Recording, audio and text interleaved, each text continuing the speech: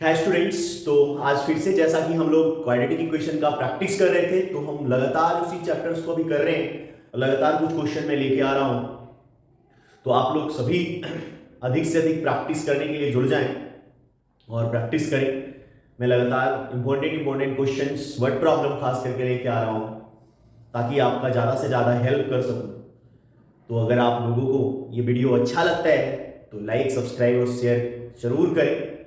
तो बिना देर किए हम लोग चलते हैं सीधा सीधा क्वेश्चन के ऊपर। जैसा कि हमने बोर्ड पे दो क्वेश्चन लिख रखे हैं, तो पहला क्वेश्चन बड़ा इंपॉर्टेंट क्वेश्चन है। करें कि a shopkeeper buy a number of books for rupees 80 रुपए में एक दुकानदार जो है कुछ किताबें खरीदता है। 80 रुपीज उसके पास है, उसमें से वो कुछ किताबें खरीदता है। If he had brought 4 more books for the same rupees, अगर उतने ही रुपए में, मतलब 80 रुपए में ही, अगर उसको क्या है, जितना वो बुक खरीद रहा था उससे 4 ज्यादा बुक खरीद पाता है। 4 more books, so each book would have cost ₹1 less. अब जितने में पहले खरीद रहा, जितना बुक पहले खरीद रहा था, अब उतने पैसे में क्या कर रहा है, वो ज्यादा बुक खरीद रहा है, तो ऑब्वियस है क्या हो जाएगा, प्राइस कम हो जाएगा। तो लिखा हुआ है कि अगर वो 4 ज्यादा बुक खरीदता है तो बुक का कॉस्ट जो है वो क्या ₹1 से कम हो जाता है ना। Would have cost ₹1 less. How many books did he buy, तो वो कितना बुक खरीदता है ये हमें निकालना है। तो एक्स हमने मान के इसको बना लेना है हमें। तो देखिए जैसा कि मैं यहां पे लिख रखा हूं कि let the number of books brought is equal to X. कितने बुक खरीदता है हमने मान लिया कि 80 रुपए में वो कितना खरीदता था, एक्स बुक खरीदता था। हमने एक्स बुक्स मान लिया यहां पे। अब है कि अगर एक्स बुक खरीदता था तो एक बुक का तो कॉस्ट होगा ना। अगर मान लो 80 रुपए में वो 20 बुक खरीदता था, मान लिया जाए, तो एक बुक का कितना दाम हो गया, 4 रुपए, 20 चौक 80। तो उसी तरीके से मैंने यहां निकाला है कि कॉस्ट ऑफ 1 बुक्स, एक बुक खरीद रहा है तो 1 बुक का कॉस्ट कितना हो जाएगा, जितना टोटल कॉस्ट है उसको क्या है, नंबर ऑफ बुक से डिवाइड कर देंगे, तो 80/x। दूसरा कंडीशन है कि नाउ 4 more बुक्स, है ना, 4 ज्यादा बुक्स खरीद रहा है, 4 more बुक्स ब्राउन। तो 4 ज्यादा खरीद रहा है, इसका मतलब क्या है, जितना खरीद रहा था उससे 4 ज्यादा, x + 4। अब है कि कॉस्ट ऑफ ईच बुक, तो कॉस्ट ऑफ ईच बुक फिर से अगेन वही हो जाएगा। तो 80 रुपए उसके पास है, टोटल बुक जितना खरीद रहा है उससे डिवाइड कर दिया। तो ये दोनों जो है वो नंबर ऑफ बुक्स है। अब आपको पता चलेगा कि बुक्स, नंबर ऑफ बुक्स क्या है, यहाँ पे तो कॉस्ट ज्यादा लग रहा होगा और यहाँ पे कॉस्ट क्या है, इसका कम है।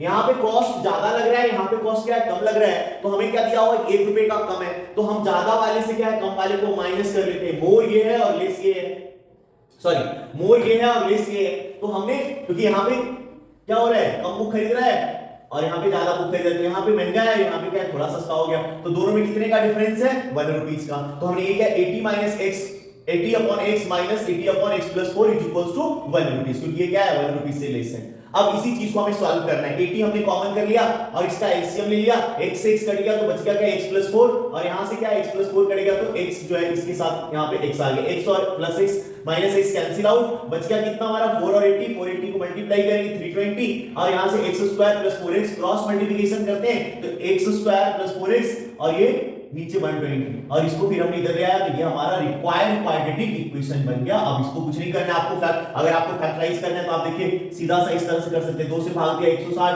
फिर 2 से भाग दिया तो कितना हो जाएगा, ये 80, फिर 2 से आपने डिवाइड किया तो कितना हो जाएगा, ये 40, और फिर 2 से डिवाइड किया तो कितना हो जाएगा, ये 20। 2 2 जा 4, 2 जा 8, 2 जा 16, इसका एक फैक्टर 16 और एक फैक्टर 20। मतलब अगर आप फैक्टराइज करने जाएंगे तो क्या हो जाएगा, x² + 20x - 16x - 320 = 0। ये ऑलमोस्ट फैक्टराइज मैंने कर दिया, आपको कुछ बचा ही नहीं, कॉमन करना बच गया है, तो आप इसको इसके बाद से कर सकते हैं। तो सिंपल हो गया ये।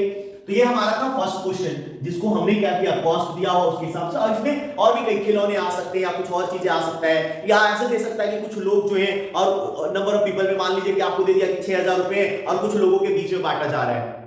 अब दे दिया कि नहीं, नंबर ऑफ पीपल जो है वो 10 बढ़ा दिए, तो अब हर एक पर्सन को क्या हो रहा है, ₹10 कम मिल रहे हैं। इस तरह का क्वेश्चन भी आएगा, तो इसी तरीके से उसको भी हमें करना पड़ेगा, ठीक है। तो ये सेम टाइप के क्वेश्चंस हम कर सकते हैं। अब देखिए ऊपर नीचे एक और क्वेश्चन मैंने लिख रखा है, आप गौर करेंगे यहाँ पे कि A takes 6 days less the time taken by B to finish a piece of work। मतलब एक आदमी A है ना, एक पर्सन जो है वो कौन है, A।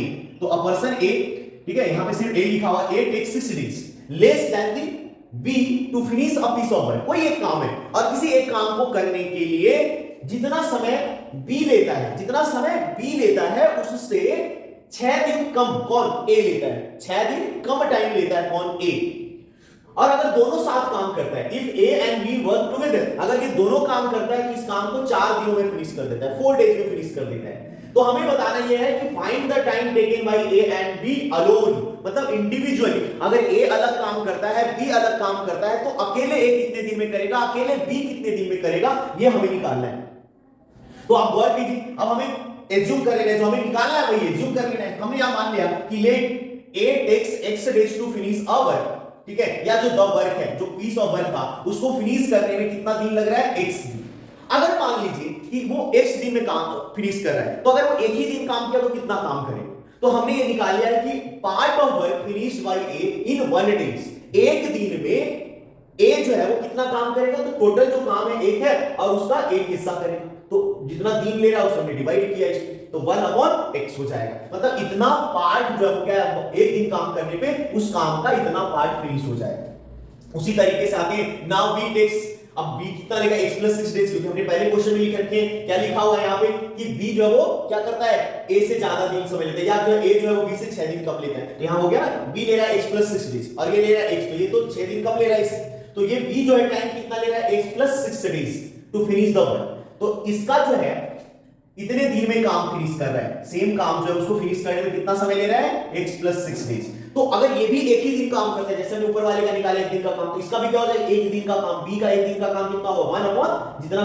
समय ले रहा है उससे डिवाइड, तो इसका एक दिन का काम हो गया। अब आप जैसा जानते हैं कि a + b finish the work in 4 days, जो क्वेश्चन में भी लिखा हुआ है कि दोनों जब साथ काम करता है, a and b together finish in 4 days, तो ये 4 डेज काम 4 डेज में फिनिश कर रहा है, 4 डेज में फिनिश कर रहे हैं यहां, तो ये 4 डेज में फिनिश कर रहे हैं, तो जब 4 डेज में फिनिश कर रहे हैं, तो मान लीजिए कि a और b दोनों मिलकर भी एक ही दिन काम कर रहे हैं, तो जब एक दिन काम करेगा तो उसको कितना फिनिश करेगा, तो यहाँ पे a + b का एक दिन का काम कितना हो जाएगा, 1/4, जितना दिन ले रहा है उससे क्या करेंगे, एक काम को हम डिवाइड कर लेंगे। अब देखिए a और b के द्वारा एक दिन का काम, a के द्वारा काम किया हुआ एक दिन का है, और ये क्या है, b के द्वारा काम किया हुआ एक दिन का, अब दोनों को जोड़ देंगे तो यहाँ पे क्या है, दोनों जो एक दिन का काम मिलके कर रहा है तो उसके बराबर हो जाना चाहिए, तो यही चीज हमने किया, a का काम और b का काम दोनों को जोड़ दिया, और यहाँ क्या है, ये दोनों को मिला के काम किया जा रहा है, तो दोनों को अब जोड़ दिया हमने, ऐड कर दिया यहाँ से, एलसीएम निकालेंगे x और x into 6, x + 6 जो है वो क्या हो जाएगा, एलसीएम। अब सेम तरीके x से कट गया तो x + 6 हो जाएगा, प्लस का x हो गया, और x कितना हो गया, 2x,